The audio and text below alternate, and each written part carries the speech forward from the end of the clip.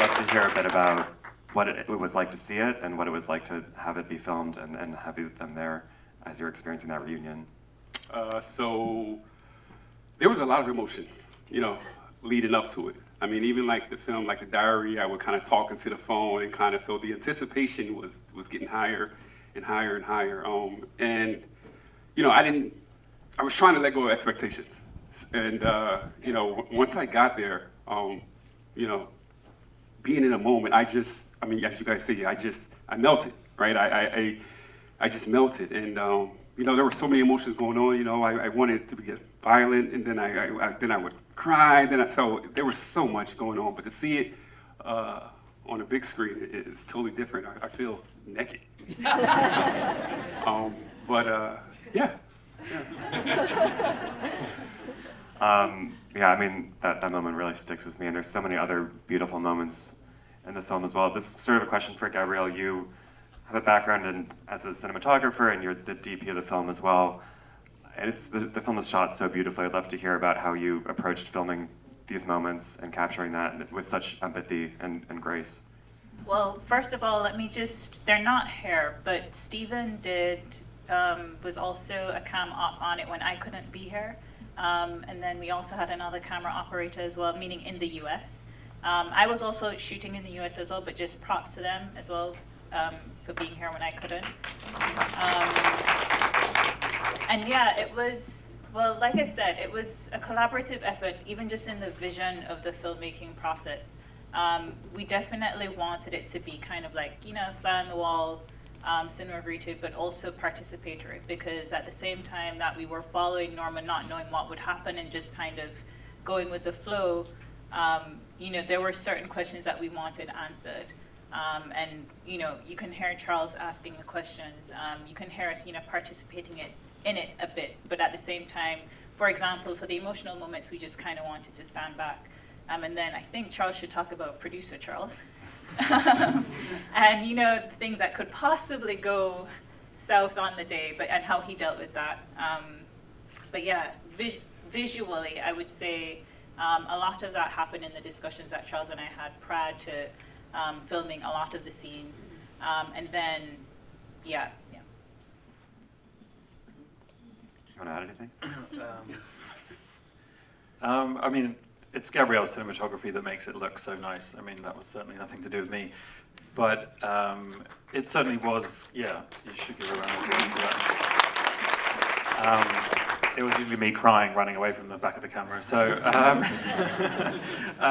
but I think that, with the documentary, that when you don't have money and you don't have excess time, there's only so much you can get, and you just got to trust each other. And we had such an instant, easy collaboration of just like, okay, I can be thinking about the story if you're thinking about the picture, or vice versa. And that was, the toughest part, but the easiest part really with us too, which just is kind of bizarre because it's like the best online date I've ever had. So. And Norman, your family that we get to know throughout the film, and your wife who's here, you have such a loving and beautiful relationship with them, and sometimes that feels so in contrast with the history that we explore in the film. I'd love to hear about how your idea of family or sense of family evolved throughout this journey that you went on. So family has been extremely important to me prior to even embarking on the journey, right? I've always had a desire to recreate or to fill that void that I had. So, I was intentional about, marriage and kids and how I would show up in that process. And, having the opportunity to embark on this journey just added to it in a different way. It was therapeutic. I'm allowed to show up differently now for my wife and my kids. So, it's just been a therapeutic process. That's really beautiful. And for Charles and Gabrielle, I'm also curious through this process what you've learned from Norman's story and what you're taking away from making this film. Jesus. I don't know. It's a privilege of my life, to be honest.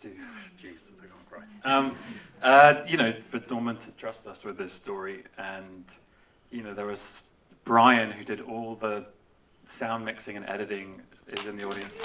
And I mean, he's listened to this thousands of times, and you know, I've shed many a tear at my editing desk, and editing it was not easy. And you know, Gabrielle and I have I think WhatsApp might have something to say about how long our WhatsApp chains are, but you know, I think, God, it's really hard for me to sum it up, but there was one moment that comes to mind, and you know, there were twice I rang my mum after I left Norman, and just thanked her for a nice childhood, and I think everyone should do the same if you've had one, so.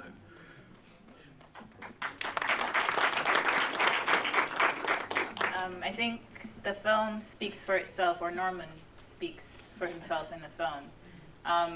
What drew me to the story to begin with was the fact that I couldn't imagine somebody going through that and becoming the person that he has become and is, and the life that he consciously leads. And even, I mean, we have so much footage of his preparation, or him talking about his preparation leading up to Jamaica and what he intentionally did and went through just to put himself in the frame of mind. It taught me that it's possible to forgive. Reconciliation may not come easily, but forgiveness also has many shapes and forms.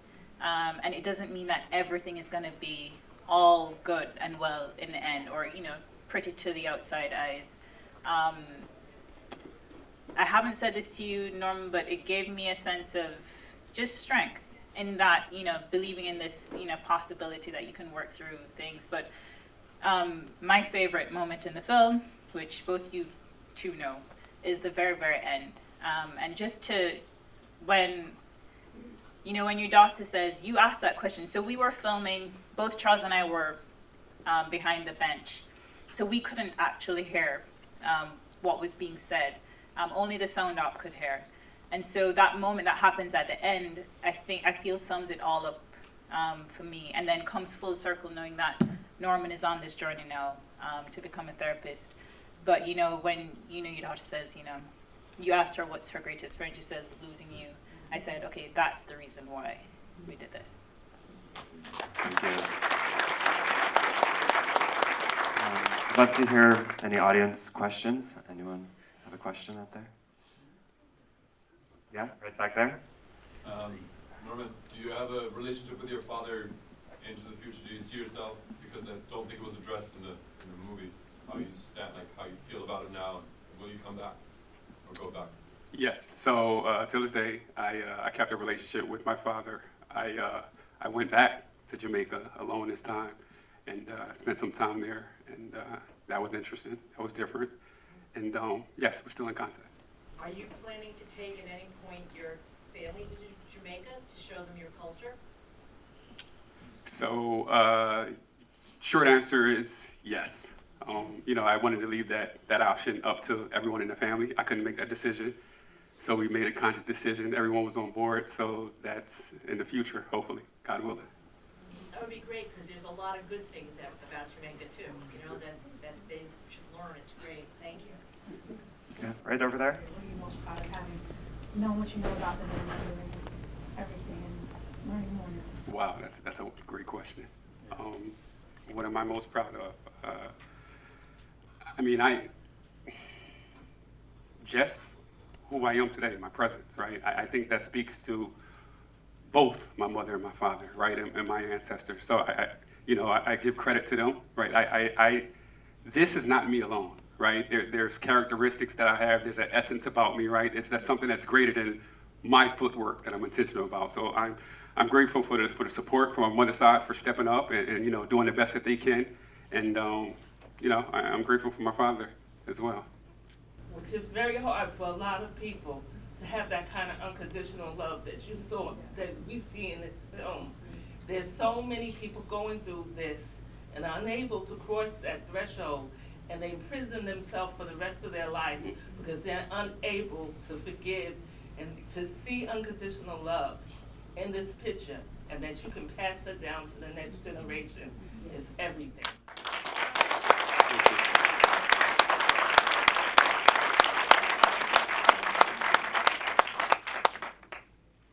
A hope for mine is this right here. You know, when the idea first came about, I selfishly wanted the process for myself, right, and to help me with a lot that I needed help with. So I just wanted to be transparent and share my experience, and hopefully people take whatever they take from it, just something. Well, I think that's a great place to end on. Thank you all again.